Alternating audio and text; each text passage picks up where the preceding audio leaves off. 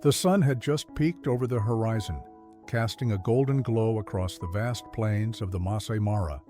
The tall grasses shimmered under the soft morning light, swaying gently in the breeze like waves on a quiet sea.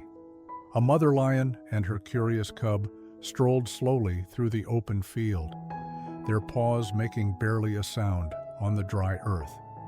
They had left the main pride some time ago, not out of conflict, but with purpose. The mother was determined to teach her young one the ways of survival, away from the distractions of the group. Out here, it was just the two of them and the wild, the peace of morning wrapped around them like a warm blanket. No rush, no danger, just the soft whisper of wind and the beginning of another day in the heart of Africa. It was a quiet kind of beautiful, the kind you carry with you. Every morning, just after sunrise, the mother lion would lead her cub out across the dry grasslands. It wasn't just a stroll, it was a quiet lesson. Repeated day after day, she moved low and slow, her body almost melting into the land. The cub, on the other hand, bounced with energy, leaping through the brush, pouncing on shadows, and startling every bird in sight. The mother would pause, turning back with a patient glance, as if to say, "Watch, wait, listen." But the cub was young, still full of wonder more than wisdom. Sometimes it would sneak up on a clump of grass, convinced it had found prey, only to yelp in surprise when a cricket jumped out. These weren't hunts, they were small rehearsals. And though the cub didn't quite understand yet, the mother lion kept guiding gently, knowing that even the wild has room for tender moments of teaching. That morning felt no different from the others until it was. The lion cub, full of curiosity, as always, had wandered just a little farther ahead. Its nose twitched at every new scent, its eyes wide with wonder. Then it saw something strange, a dip in the ground hidden beneath the dry, tangled grass. It stepped closer, sniffed around, and before it could pull back, the ground gave way with a startled yelp. The cub slipped and tumbled into a deep, narrow hole. The silence broke like glass. The mother lion spun around, her heart instantly gripped by panic. She raced to the edge, peered down, and saw her cub scrambling helplessly below. The walls were too steep, the earth too dry to hold. She circled the hole again and again, pawing at the dirt, trying to find a way down, but nothing worked. Her roars grew louder, more frantic, echoing across the grassland, down in the pit. The cub cried softly, its small body trembling, and for the first time, the mother lion, strong, silent, and sure, looked truly lost. Nature had taught her many things, but nothing could prepare her for the helplessness of hearing her baby cry and not knowing how to reach it. Out of options and running on instinct, the mother lion did something extraordinary. She left the hole behind and headed toward the distant hum of engines. Her paws moved quickly across the cracked dirt, golden grass brushing past her sides. There was no hesitation in her steps, only urgency. She wasn't hunting, she was hoping. Down the road, a convoy of safari vehicles was making its way through the reserve. Tourists chatted, cameras clicked, and no one expected what happened next. Without warning, the lioness stepped directly onto the asphalt, stopping the lead car in its tracks. David, the ranger guiding the group, stepped out slowly. His first thought was caution, but then he saw her eyes, not wild, not aggressive, pleading. And then he noticed the scar along her neck, a faint mark etched by time. Recognition dawned. This was the same lion he had rescued years ago, half-starved, during a devastating drought. Now she was back not for food, not for herself, but for help. David didn't need a second guess. She had come to the one human she trusted. For a moment, no one moved.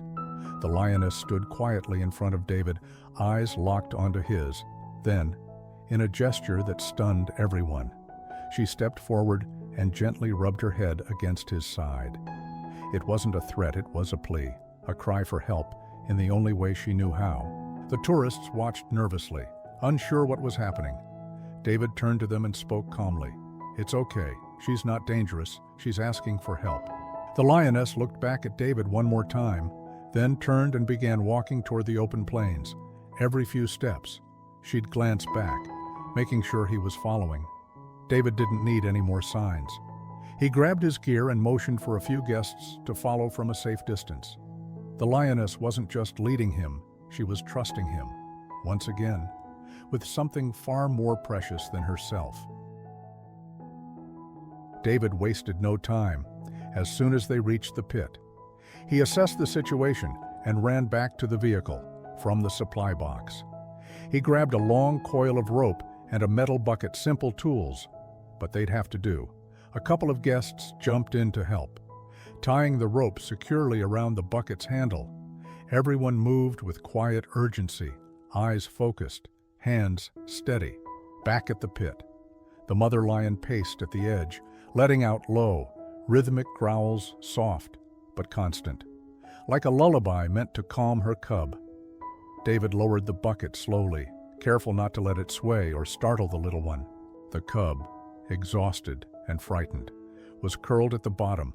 At first, it didn't move, but then it lifted its head at the sound of its mother's voice, encouraged by her presence and David's gentle guidance.